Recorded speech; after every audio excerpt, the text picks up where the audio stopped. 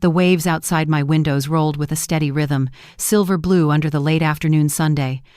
I had spent the last 3 days unpacking boxes, arranging my books, and placing framed photographs of my late daughter Emma around the living room.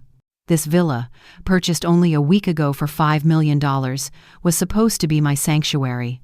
After 43 years as a high school principal, I had dreamed of this moment: silence, order, and the endless horizon of the ocean. I was halfway through unwrapping a set of crystal glasses when the phone rang. Its shrill tone sliced the calm like glass, cracking under pressure. I expected perhaps a congratulatory call from an old colleague or a neighbor introducing themselves. Instead, when I pressed the screen to my ear, Brian Garcia's voice hit me like a hammer.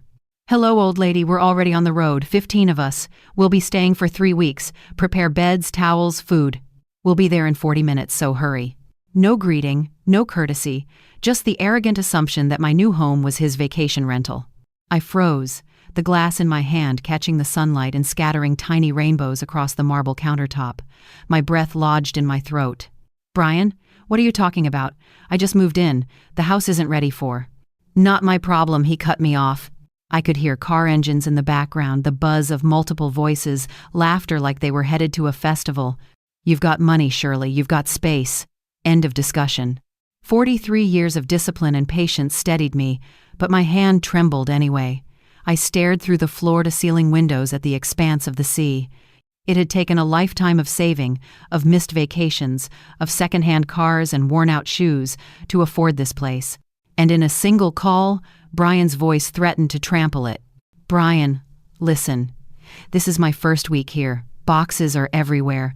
I don't even have proper guest beds set up." He laughed, sharp and mocking. "You're retired. What else do you have to do? Jessica packed the kids' things already. Jeffrey's bringing his crew. Patricia and Bradley are excited. We'll make it a big family reunion." Family reunion. The words twisted inside me like a rusty blade. Emma would have cringed at that tone. She had been gone 3 years, taken by a cruel illness at 40. Brian had been her husband, and after her death, he kept calling on me for help. I had transferred money again and again: MBA tuition, wedding expenses, house down payment, medical bills. In 6 years, I had given over $450,000. Always just this once. Always a promise to repay. Yet here he was, announcing his invasion with the smugness of a man entitled to my life. "Brian," I tried again, firmer this time. 3 weeks is far too long. And 15 people? That is not a visit, it's a takeover. "Stop being dramatic, Shirley. Family helps family. You taught me that." My grip on the countertop whitened my knuckles. My ears buzzed with the echo of Emma's voice, her gentle requests, her hope that I would be patient with Brian. But patience had become exploitation. "Besides," he continued, "Nicole wants the master bedroom. She says the light is perfect for her morning videos. We'll be there in 35 minutes. Don't keep us waiting." The line went dead.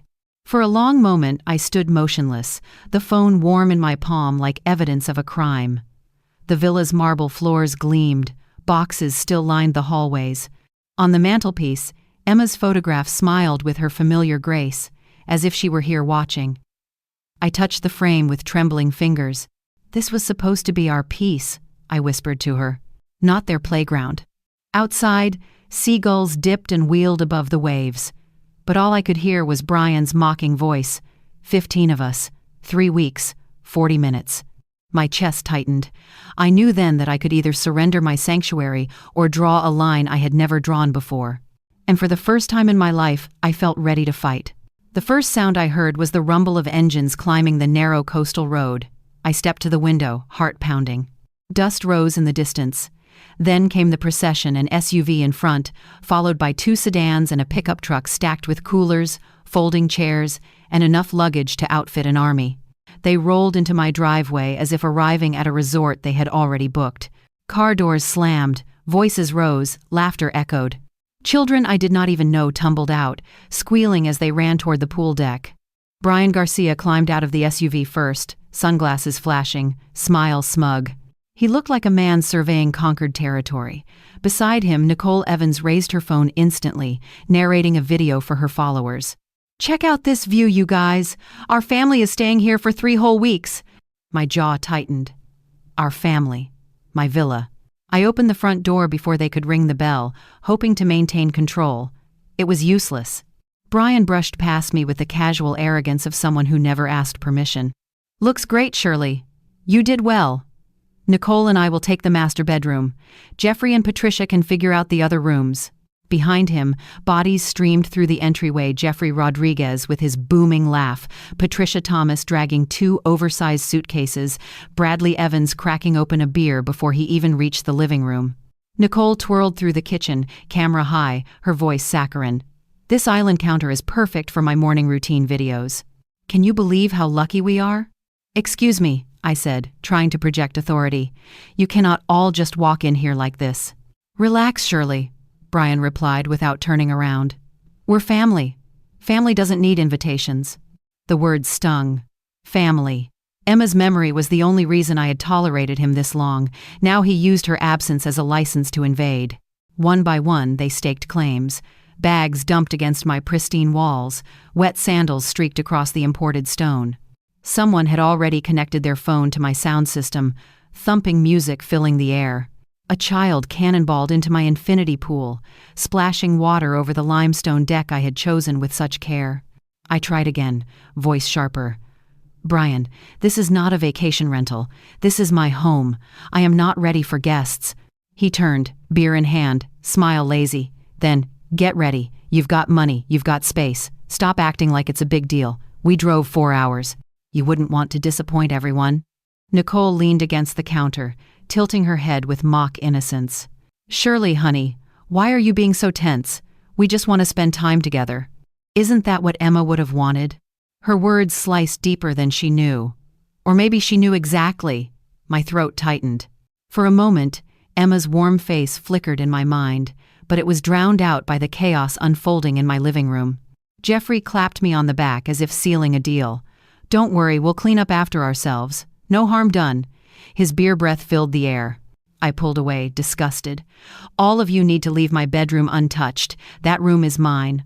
Off limits." Brian's laugh rang out, sharp and condescending. "Selfish, aren't we? Nicole needs the light in that room for her content. She already promised her followers." Nicole pouted, performing for her camera. "Don't be rude, Shirley. We're making memories here." Memories. All I saw were strangers dismantling the peace I had earned after decades of sacrifice. "Everyone out of my room," I demanded, stepping into the hallway that led to the master suite. But Nicole was already inside, spreading her belongings across my bedspread. Brian stood at the doorway, blocking my path, voice low. "Think carefully, Shirley. Do you really want to be the villain here?" "Villain. In my own house." My hands trembled, not with fear, but with a rage long suppressed. "This is my home," I said firmly. "Not yours, not a hotel. If you do not respect that, you will leave." He smirked, leaning closer. "You wouldn't dare." The music pounded. Laughter echoed. Strangers sprawled across my furniture. My sanctuary had become an occupied zone. In that moment, standing in my own hallway, I realized Brian was wrong. I would dare. And soon he would see exactly how far I was willing to go. The villa no longer sounded like my home. Music thundered from the speakers, laughter spilled down the hallway, and wet feet slapped across the stone floors. My chest tightened with every passing second. The place I had dreamed of for years had been transformed into a carnival of entitlement in less than an hour. I marched toward the master suite. Nicole's voice floated from inside, high-pitched and cheerful. "This light is perfect for my yoga routine videos. Look at this, everyone's such a stunning backdrop." I pushed the door open. Nicole stood by the balcony doors, hair loose, phone lifted in front of her. Her suitcase was already unzipped, clothes spilling across my bedspread. My bedspread. "Get out," I said, my voice sharp enough to slice through her performance. She blinked, startled, then forced a sweet smile for the camera. "Oh, come on, Shirley, we're family, don't be so dramatic." Before I could respond, Brian appeared behind me. His hand clamped on my shoulder, heavy and patronizing. "Move aside. Nicole deserves the best view. Don't embarrass yourself." I jerked away from his touch. "This is my room. You will not sleep here. You will not use it for your videos. Out." His smirk hardened. "Emma would be ashamed to see you like this, bitter, selfish, cold. My heart lurched. Invoking Emma's name felt like spitting on her memory. Heat surged up my neck. "Don't you dare use my daughter to justify your greed." Nicole pouted, pressing record again. "See, everyone? We just wanted a family reunion, but Shirley doesn't want us here. It's so sad." The audacity nearly stole my breath. I stepped into the room, planting myself between Nicole and the balcony. "Turn that off. You don't have permission to film in my home." The sound system outside dropped to a lower volume. Whispers rippled down the hallway as more of the group gathered, drawn by the confrontation. Jeffrey appeared in the doorway, beer in hand, grinning. "What's going on? Trouble already?" Patricia slipped beside him, eyes wide with faux concern. "Shirley, relax. We're not hurting anything." "You are trespassing," I snapped. My voice shook, but not with weakness. It was anger, raw and long overdue. Brian leaned close, his expression cold now. "Think carefully. Do you really want to turn this into a war? Family doesn't call the cops on family. Family. That word again, twisted until it meant obligation without respect." My patience cracked. I shoved past him, stormed into my study, and shut the door with a force that rattled the shelves. My hands trembled as I locked it.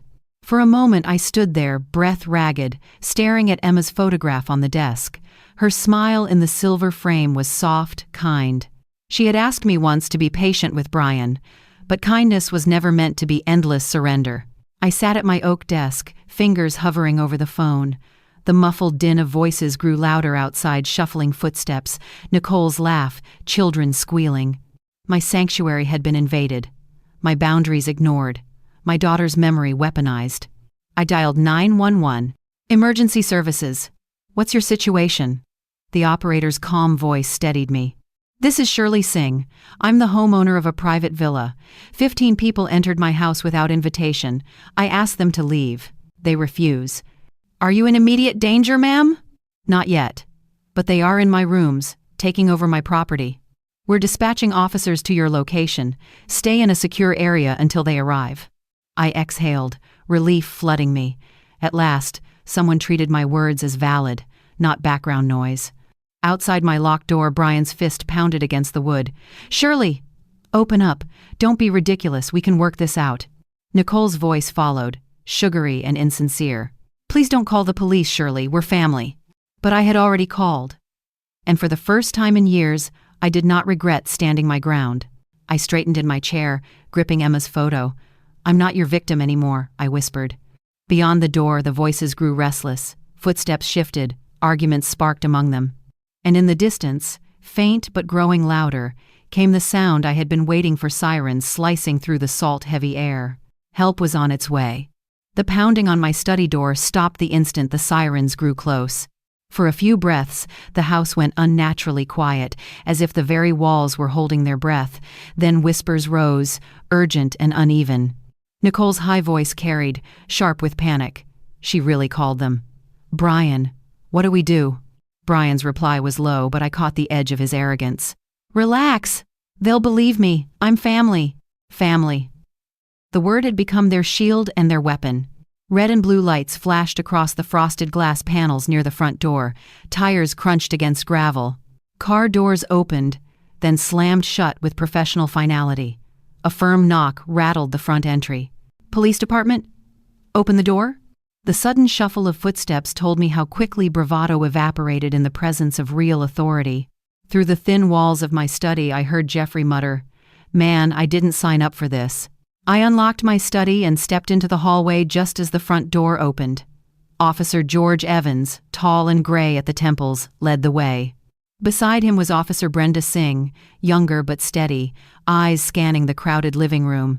Their uniforms carried a weight no amount of Brian's charm could outweigh. "Evening, folks," Officer Evans said, voice calm but firm. "We had a report of trespassing. Who is the homeowner?" I raised my hand. "I am, Shirley Singh. This is my property. These people entered without permission and refused to leave." Officer Singh's gaze swept the room, suitcases stacked against the wall, wet towels strewn across chairs, Nicole still holding her phone mid-record. "That true?" she asked, tone neutral but skeptical enough to pierce the performance. Brian stepped forward quickly, wearing his most sympathetic smile. Officers, this is a misunderstanding. I'm Shirley's son-in-law. We just wanted a family gathering. She's overwhelmed, that's all. Widower of my daughter, I corrected, my voice steady. He is not my son. He is not welcome here. Nicole tried her turn, dabbing at her eyes for effect. We only wanted to spend time together. Shirley must be under stress. Please don't make this bigger than at Island. Officer Evans held up a hand. Ma'am, family relationship does not override property rights. If the homeowner says you are here without permission, you need to leave. Now. The statement hit like a stone dropped into water. The ripples were immediate. Jeffrey lowered his beer. Patricia's confident posture wilted. Bradley muttered something under his breath and started gathering bags. Brian's smile cracked. Wait, you can't just throw us out. We drove 4 hours. We brought the kids. Kids? I said sharply. There were no children mentioned until today. Officer Singh's expression hardened. Sir, you're not listening. You've been told to leave. If you remain, you'll be arrested for trespassing. The tension snapped. Nicole's voice rose into a shrill pitch. This is humiliating. Shirley, how could you do this to us? I met her gaze evenly. By telling the truth, this is my home, not yours. For a moment, chaos reigned, people shuffling, voices overlapping, excuses spilling out like coins from a broken jar. But authority has a way of cutting through noise. Officer Evans repeated his order with a quiet finality that silenced them all. Gather your belongings. 15 minutes. After that, anyone left here will be taken into custody. The living room erupted into frantic motion. Suitcases zipped shut. Beer cans clattered into coolers. Towels were snatched from chairs. The group that had arrived with such arrogance now looked like retreating tourists caught sneaking into a private club. Brian lingered, his face stormy. He stepped close enough for only me to hear. You'll regret this. Emma would never forgive you. The words stung, but I stood my ground. Emma would never forgive you for what you've become. Officer Singh's presence at my shoulder ended the exchange. Sir, it's time to go. Minutes later, the convoy of vehicles rolled back down the drive, their headlights shrinking into the night. The music was gone, the laughter silenced, only the faint crash of waves filling the air again. Officer Evans handed me a slip of paper. Incident number. Keep it for your records. If they return without permission, call immediately. Thank you, I said, my voice steadier than I expected. When the officers left, silence spread through the villa like a blessing. I stood in the foyer, heart still pounding, the marble floors gleaming once again under calm light. But peace was fragile. I knew Brian. He would not accept defeat so easily. And the battle, I realized, had only just begun. The villa was quiet again, but it was the kind of quiet that comes after a storm, unnerving, temporary, and full of warning. I poured myself a glass of red wine, thinking I had earned a few hours of rest, but the silence broke when my phone vibrated on the counter. Dozens of notifications flooded the screen. Facebook, Instagram, email, even text messages from neighbors and old friends. Something had already shifted beyond the walls of my home. I opened the first notification and felt my stomach twist. Brian had posted a long message, his profile picture framed with a black ribbon for dramatic effect. My mother-in-law Shirley kicked us out of her house last night. She even called the police on her own family. Emma would be heartbroken to see what her mother has become. We only wanted to spend time together, but apparently money has made her cold. Please keep us in your prayers during this difficult time. Attached was a photo. Nicole's face streaked with tears, leaning against Brian in the front seat of their SUV. She looked fragile, almost saintly, her mascara running like proof of suffering. The post had been shared nearly 50 times within hours. Comments poured down the screen like acid. Heartbreaking. Poor Jessica and Brian. Money really does change people. I can't believe Shirley would betray her family like this. Some people I had known for decades were chiming in. Patricia Evans, an old neighbor, wrote, I always thought Shirley was generous. What happened to her? Generous. I nearly dropped the phone. Generosity had been my curse for years. Brian had twisted it into a weapon. I tried leaving a comment, short and factual. Brian brought 15 uninvited people into my home and refused to leave. I asked them politely. The police confirmed my rights as the homeowner. Within minutes, the replies turned against me. Gaslighting your own family? Disgusting. 15 people? That's an exaggeration. Don't make yourself the victim. My words looked defensive against Brian's carefully crafted sob story. Facts sounded cold compared to tears. Nicole posted a video next, filmed in their car, voice trembling. I just don't understand how someone who used to love us could turn so cruel. Emma always told me her mom was the kindest woman alive. I guess grief changes people.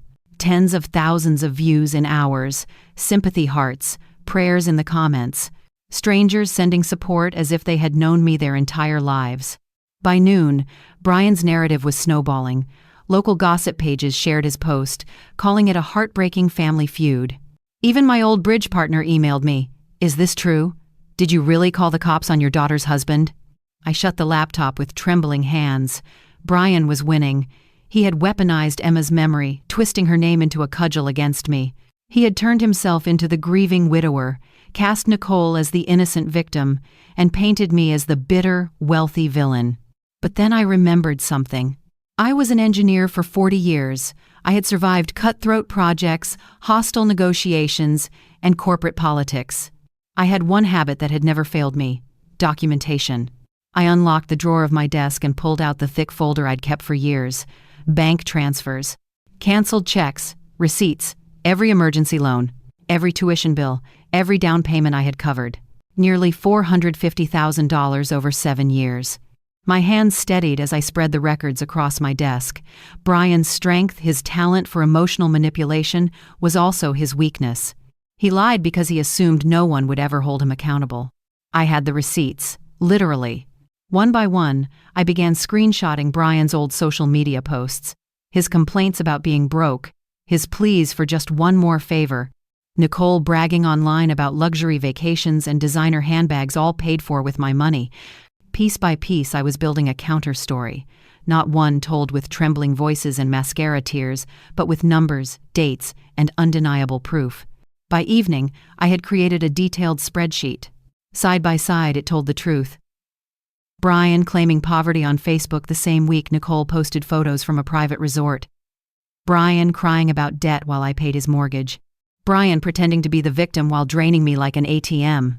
For the first time since Emma's death, I felt control returning to me. I knew this war wasn't just about family anymore. It was about truth against lies, documentation against manipulation. Brian wanted sympathy, I wanted justice, and I was finally ready to fight on my terms. Sunday morning broke clear and sharp, the kind of morning that demanded decisions. I had spent most of the night at my desk arranging documents like puzzle pieces until the full picture emerged. Brian thought he controlled the narrative, but I had something more powerful than sympathy evidence. I dressed in a navy blazer, packed my leather briefcase with the thick folder of records, and drove into town. My attorney, Howard Thomas, had agreed to meet on short notice. He had been my estate lawyer for years, steady, sharp, a man who didn't waste words. Howard's office was quiet when I arrived. Sunlight streamed through blinds onto the polished wood of his desk. He greeted me with a firm handshake. "You sounded urgent on the phone, Shirley. Let's see what we're working with." I spread the documents across his table. Bank transfers, receipts, copies of checks meticulously labeled with dates, amounts, and purposes. Howard adjusted his glasses, scanning each page with the cool eye of a surgeon. "My God," he murmured after 10 minutes. "This is nearly $500,000. $453,000, to be exact," I corrected. "Over 7 years. Always with promises to repay. None of them kept." Howard leaned back, steepling his fingers. "Most people never keep records like this. But you," he gestured, at the neat rows of dates and amounts, "you've built a fortress. This isn't family generosity. This is systematic exploitation." I nodded, the words hitting harder than I expected. I kept waiting for him to change, for Emma's memory to matter enough, but he only grew bolder. Howard tapped one page with his pen. "We can file under unjust enrichment and possibly elder financial abuse, given the amounts and the pattern. And those social media posts accusing you of abandonment, that's defamation. You have a very strong case." For the first time in weeks, my shoulders eased. "So I'm not crazy for wanting to fight back?" Howard smiled faintly. "No, Shirley, you're not crazy. You're prepared." By afternoon, we had outlined the legal strategy. A petition for restitution of funds provided under false pretenses. A defamation claim for his viral posts. Injunctions to stop further harassment. Howard promised to file everything first thing Monday morning. Brian's arrogance will be his undoing, he said. He's left a digital trail that undermines his own lies. After leaving the office, I went to the bank. The manager, Miss Rodriguez, personally printed certified transaction records with official seals. Page after page bore witness to the truth, massive sums leaving my account for Brian's benefit. These records, she told me, stamping the final document, will speak louder than any tears he can manufacture online. I drove home with the briefcase heavy beside me, but instead of dread, I felt a strange kind of peace. My villa glowed in the late-day sun, the ocean casting ribbons of gold across the waves. In my study, I placed Emma's photo on the desk, directly beside the folder of evidence. Her smile was warm, timeless. "I wish you were here to see this," I whispered. "I wish you'd told me to stop sooner, but I think you'd understand." My phone buzzed again, another notification from Brian. His latest post read, "Pray for us. Shirley has turned against her family. She's going to regret this." I didn't reply. Instead, I stacked the certified documents neatly, clicked the brass latches of my briefcase shut, and set it by the door, ready for court.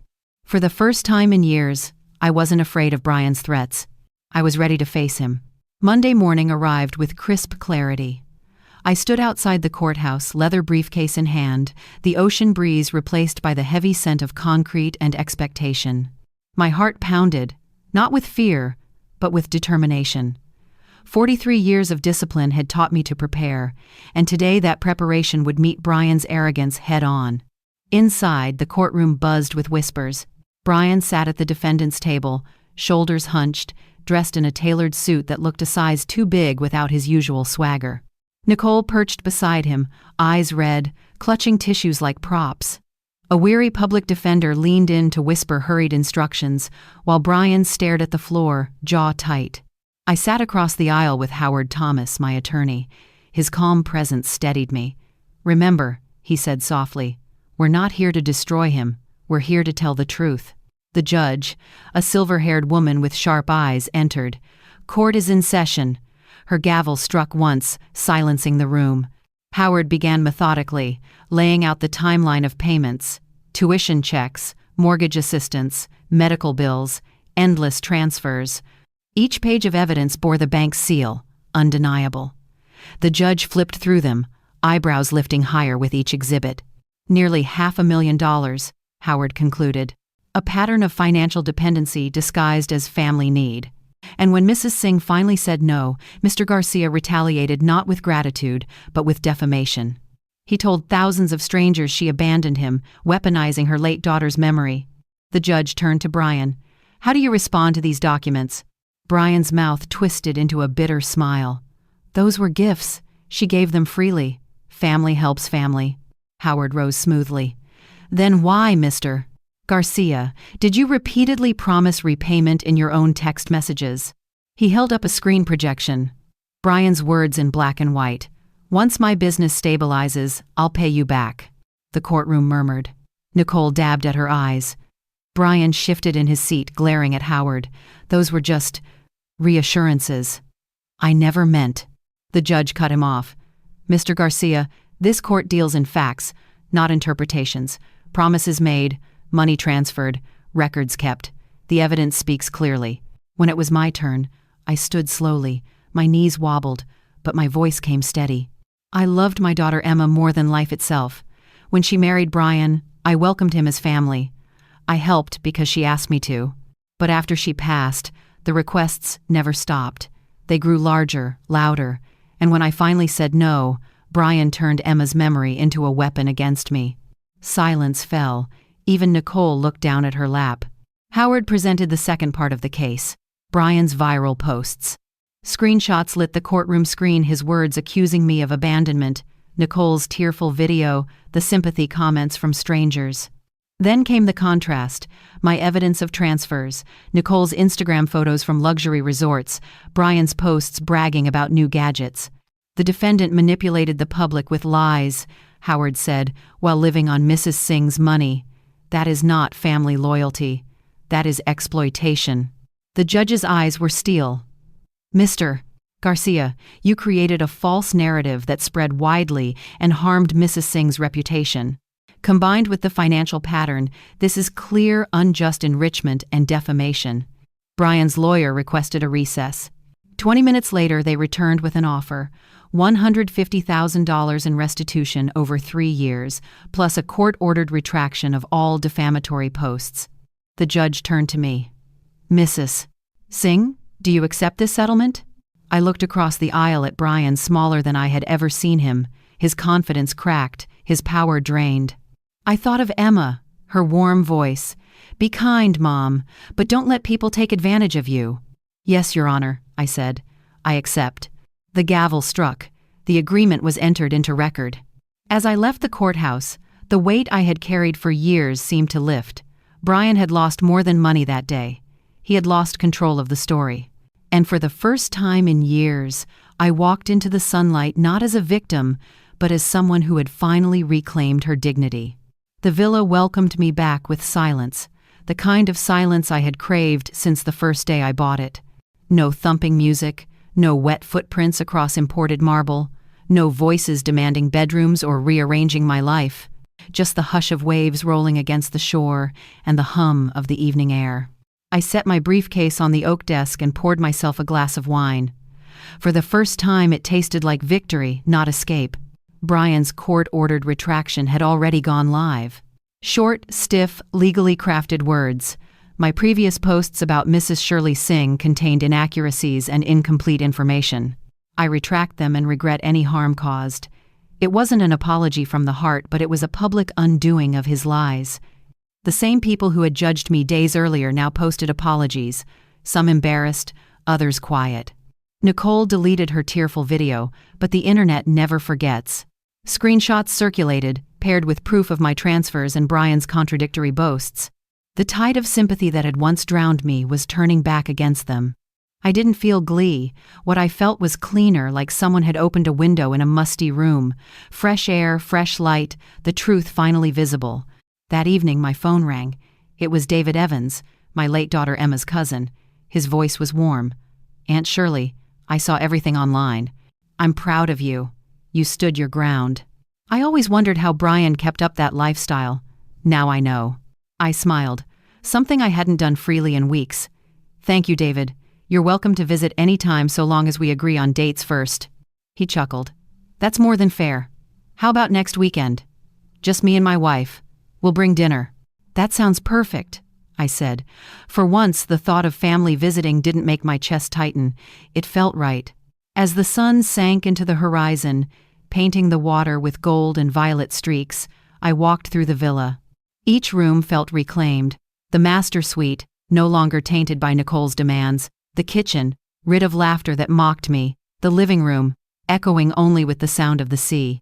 On my nightstand sat Emma's photo. The glass was repaired, her smile still as gentle as the day we took it. I lifted it and whispered, "I hope I did right by you." I finally learned the difference between being generous and being taken advantage of. Her eyes, frozen in that frame, seemed to approve. Over the next week, the calls from strangers stopped. The hateful messages disappeared.